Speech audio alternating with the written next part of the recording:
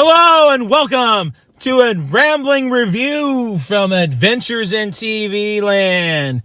For today's rambling review, we're going to talk about Godzilla X Kong, the New Empire.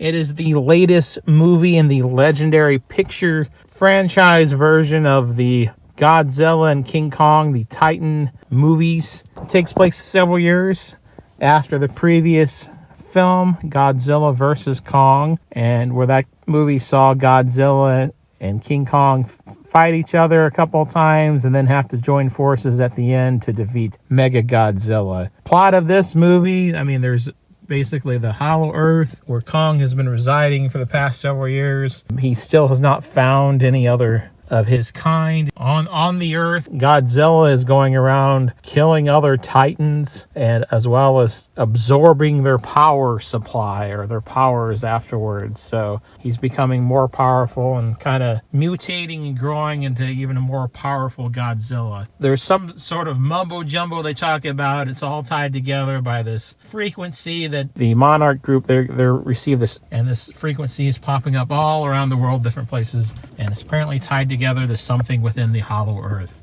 Kong finds some more of his people, but they are being ruled by this other giant red ape who is just known as the Scar King, who apparently millennia ago was imprisoned by Godzilla, and he is searching for his way out, and he wants to rule the upper world. Basically, he wants to control not just the Hollow Earth but the entire surface world as well. And he has a secret weapon he controls through this the shard. I believe it is a piece of this animal, another titan who is an ice titan who breathes, instead of fire like Godzilla, breathes ice and freezes everything. So Kong, he's unable to defeat the ape by himself because of the ice titan, and he joins forces with Godzilla, and they have to team up to try to fight the Scar King and his other titan. I like monster movies. I do. They're kind of fun. They're entertaining.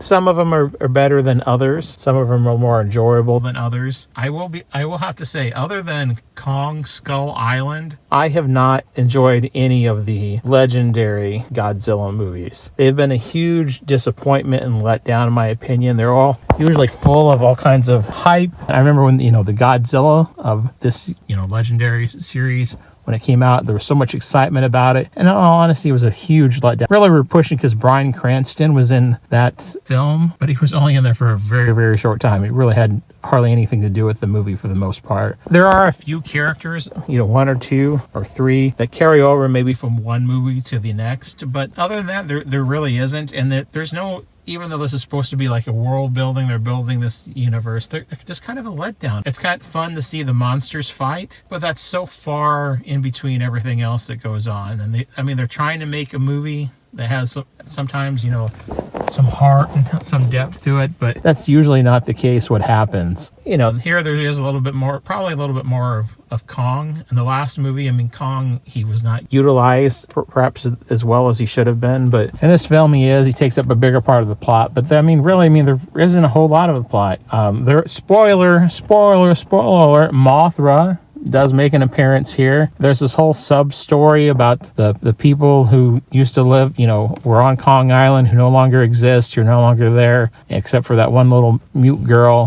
There's a whole subplot that she's involved in and all this stuff. I honestly forgot she was in the previous movie, her scientist mother who has adopted her. I forgot she was in the previous movie as well. I did remember the other character that they brought back from the previous film is the guy who had the Titan podcast. I think his name in the movie is Bernie. I did remember him. He stood out because he was kind of like the comic relief, sort of. And he's kind of same thing here. He's a little bit like kind of the comic relief as well. But really, none of the characters, none of them stand out. There's nothing really memorable about their stories. There's nothing for you really that, you know, connects us as an audience member to them for the most part.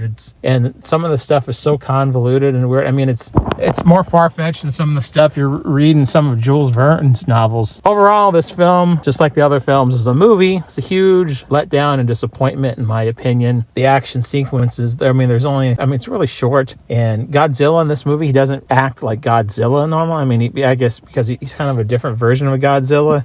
He's not slow and lumbering. He runs, he jumps, he does kind of like these backflip things at one point. It's kind of bizarre, in all honesty. If you really want to see a good monster movie, I shouldn't say a good, you want to see a great monster movie, go watch Godzilla -1. Godzilla -1 is an amazing film. It's an amazing monster movie. It's got with character development, a great story, and it was done on a budget probably 1/20th of what the budget for this film was. And it is a far superior film. The effects look better. It doesn't look like a cartoon. This looks and feels like a cartoon. Actually, it doesn't even feel like a cartoon some of the times, because there's no, other than Godzilla and King Kong and a few of the monsters, there's no connection. I mean, you don't care about it really, about any of the human characters really, for the most part either. So on a scale of 1 to 10, I would give this movie a 4. I mean, it would, if it came on, maybe he would have it on the background, the watch for the monster fights, but it's nothing that I would ever pay to go see again. It's nothing I can actually really recommend unless, I mean, if you really, really like monster movies and things like that.